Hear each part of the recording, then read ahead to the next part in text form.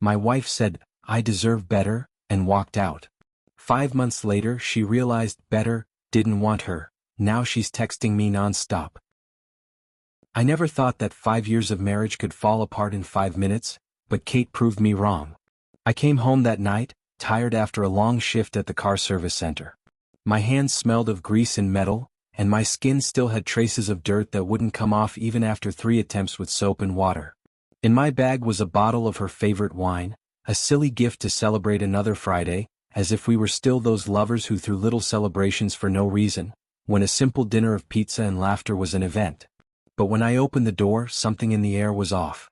The silence was different, not cozy like after a long day, when you can only hear the hum of the refrigerator and the soft click of the clock, but heavy like before a thunderstorm when every sound seems too loud.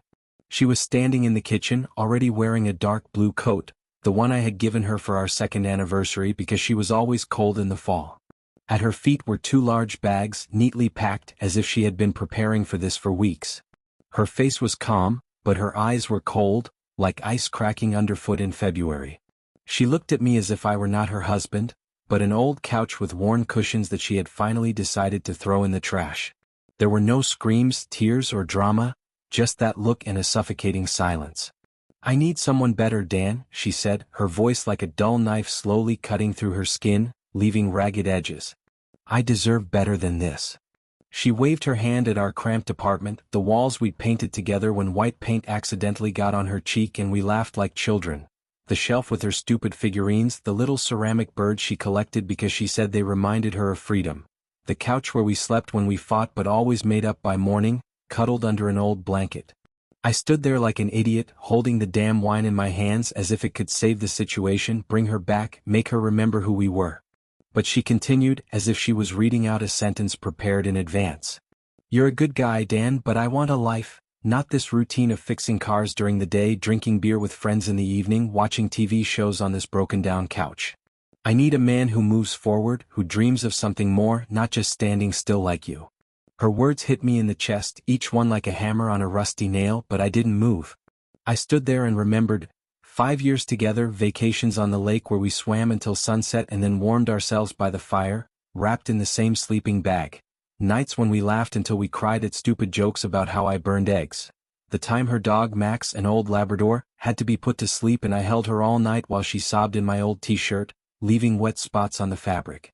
All this became nothing to her, an empty sound that dissolved in the cold air of the kitchen. She picked up the bags, her movements confident, as if she had rehearsed this moment in front of a mirror. "You'll know when you get the divorce papers," she tossed over her shoulder, as if it were a grocery list: bread, milk, the end of our lives rather than a blow that would make me fall. The door slammed, the sound echoed in the empty apartment, and I was left alone in this silence that pressed like a concrete slab. I threw the bottle of wine into the trash, it shattered with a ringing sound that echoed in my head, and the red liquid spread across the floor, mixing with the smell of garbage and my own despair. Then I noticed a note on the table, a sheet torn from her notebook where she usually wrote her plans for the week. "Don't call me. I'm happy." Her handwriting was neat and confident as always, but at the bottom was a small smiley face drawn in pen, a crooked smile that looked like a mocking dot at the end of a knife sticking out of my chest. I slid to the floor, my back to the wall, and stared at the ceiling, the cracks in it like a map of my life falling apart. My chest was cracking as if someone had torn out a piece of me and thrown it into the fire. I imagined her now, getting into the car to this better place, laughing as if she had shed her old skin, forgetting our plans.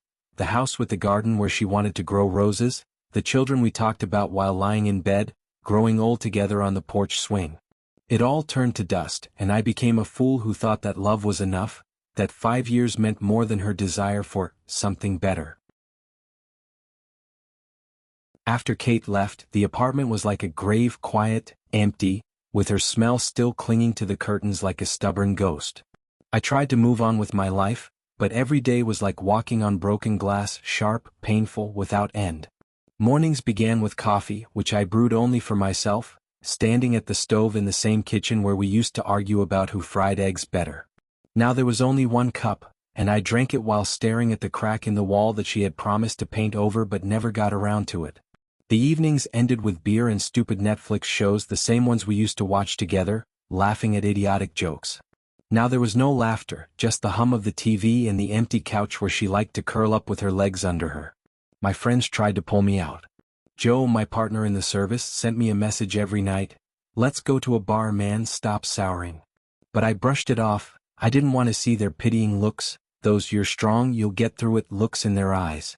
"She'll come back," he said once, patting me on the shoulder, but I knew it was a lie, lest I fall apart right there between the engines and the oil stains. I didn't believe it, but somewhere in the back of my mind I was hoping, stupid, right? And then I saw her Instagram. A week after she left, Kate posted a photo of her in a fancy restaurant, all glitter, wearing a dress I'd never seen before, with a man in a suit that looked like he'd stepped off a magazine cover. He was tall, with perfect hair and a watch that cost more than my annual salary. She was laughing, holding his hand, and his signature cut like a knife. I met someone who knows how to live. I felt as if I had been punched in the stomach hard to the point of nausea. Each new photo, a white sand beach, cocktails with umbrellas, his BMW parked outside some fancy house, was like salt in a fresh wound. She bragged about me as if I were a mistake, a rag she had finally thrown out of the closet. I was sitting in my workshop, turning nuts on an old Ford, when Joe threw me the phone. "Your Superman isn't so clean," he said with a wry smile, as if he knew I wanted to hear it. I glanced at it, some online gossip about her new prince, a hint that his success was more smoke than fire, a lot of pomp and zero substance. I shrugged my shoulders, muttering something like, "I don't care," but something inside me shuddered, a small crack in her perfect picture. Maybe her fairy tale wasn't as strong as she thought. That night, I lay on the couch, flipping through her page, and for the first time in weeks I didn't feel like a complete loser. An evil spark ignited in my head, not hope, but something darker, a curiosity that gnawed at me like a dog at a bone. What if her brilliant world was about to fall apart? 3 months passed and I started to breathe a little easier. The apartment was no longer suffocating me.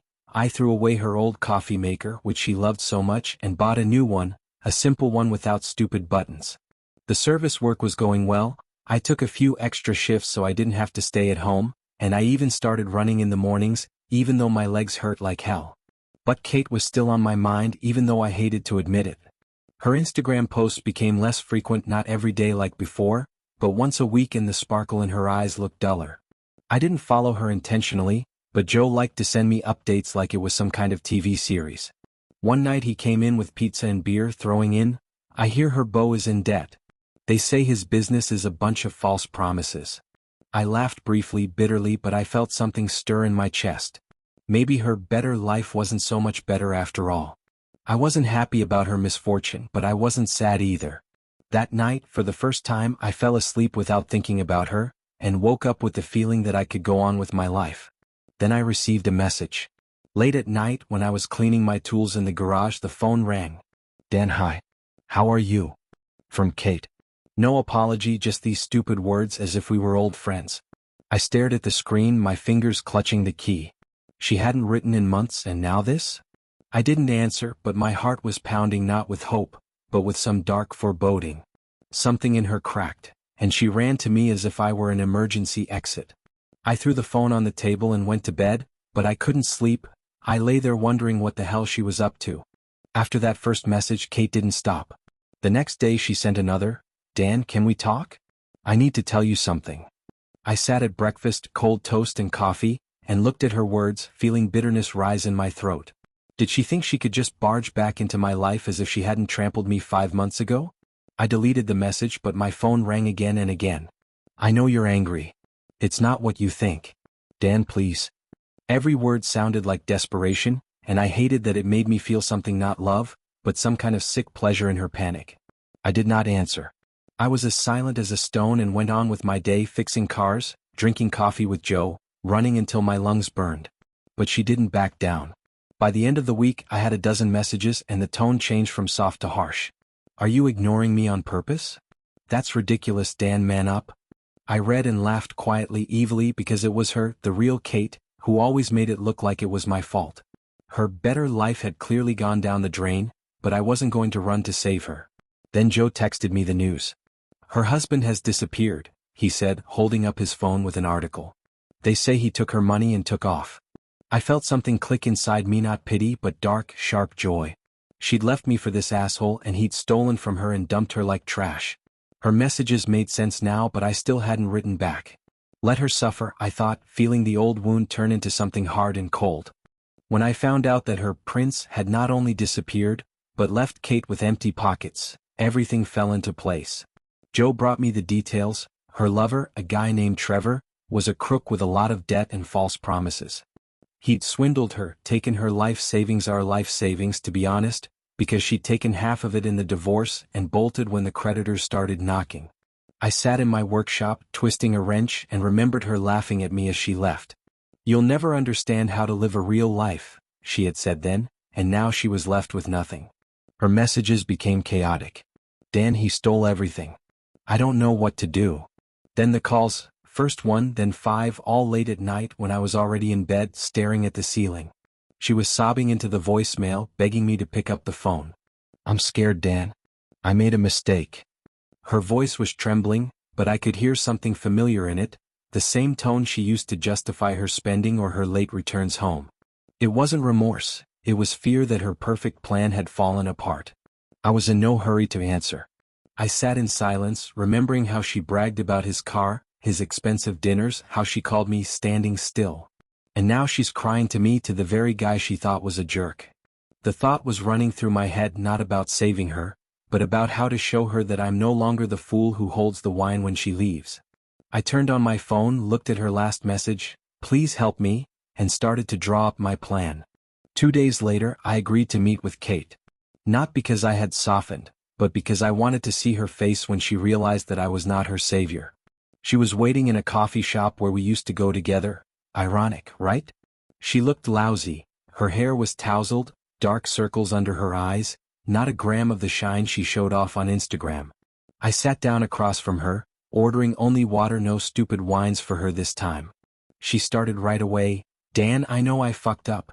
Trevor stole everything, I'm broke, I'm homeless." Her voice was shaking, but I sat there in silence, watching her twist the napkin in her hands. "You were right," she added, trying to catch my eye. "You've always been stable and I didn't appreciate it." I could barely contain my laughter. Stable? That's what she despised me for. But I did not interrupt, I let her speak. She begged me to come back, promised to change, even mentioned how we had planned to have children once. It all sounded like a cheap script, and I felt something cold and hard growing inside me. "I don't want you back," I finally said, and her face contorted as if I had hit her. "You can't do this to me," she managed to get out, and I smiled, not warmly but sharp as a blade. "Could you do that to me? You went to your best man, threw me away like garbage. And now that he's cleaned you out, I'm supposed to run to your rescue?" She froze and I stood up, tossing a few bucks for water on the table. "I'm doing fine, Kate. Without you. Go find another fool." Her eyes flashed anger, shame, despair, but I was already walking toward the door, feeling the air getting lighter. After the meeting, Kate didn't give up. She burst into messages as if I was her last straw. "You can't leave me like this," she wrote at first, then the tone changed to a plea. "Dan, I'll be lost without you." I read this while sitting on the couch with a beer and felt not pity, but something like peace. Her panic was music to my ears. She thought she could win me back with one sob, but I'm not the guy who held her hand after every "I'm tired of life," she said. Her better had destroyed her, and I wasn't going to pick up the pieces. The next day she wrote something new. "If you don't help me, I'll tell everyone how cold and insensitive you are." I laughed out loud, a threat from someone who had gutted our marriage, and walked away laughing. "Tell me," I wrote back briefly, the only thing I sent her. She wasn't expecting it because the messages stopped for a few hours, and then came a voicemail, her voice hoarse and angry. "You're going to be sorry, Dan." "I mean it." I deleted it without listening. Her desperation was her problem, not mine. Joe called that evening, laughing. "She asked me for money," he said. "She said you left her in the lurch." I rolled my eyes. She'd been running around our circle of friends playing the victim, but no one was buying it. Her fairy tale had fallen apart, and she was drowning in the mud she dug herself. I felt the last thread of pain break. She no longer had any power over me. The phone was silent, but I knew that this was not the end of her attempts. A few days passed after her last threat, and I felt like life was getting easier. Kate no longer stifled my thoughts, she was just an echo that I could drown out. I woke up early, ran, made coffee, and worked at the service station, where Joe and I laughed at the next customer who poured cola in the engine. The apartment was finally mine. I threw away her old lamp, painted the walls dark gray as I had always wanted. But that week I decided to break out. I took a day off, got in the car and drove to a lake outside the city just to breathe. That's where I met her. I was sitting on the shore, throwing stones into the water when I heard pebbles under someone's feet. "Are you running away from the world too?" The voice was low with a slight hoarseness. I turned around and saw her standing there in jeans and an old jacket, her dark hair pulled back in a messy ponytail. "Something like that," I said, and she smiled, not fake but simply as if we already knew each other. Her name was Ray and she worked at a bookstore and had come here to clear her head after a crazy week.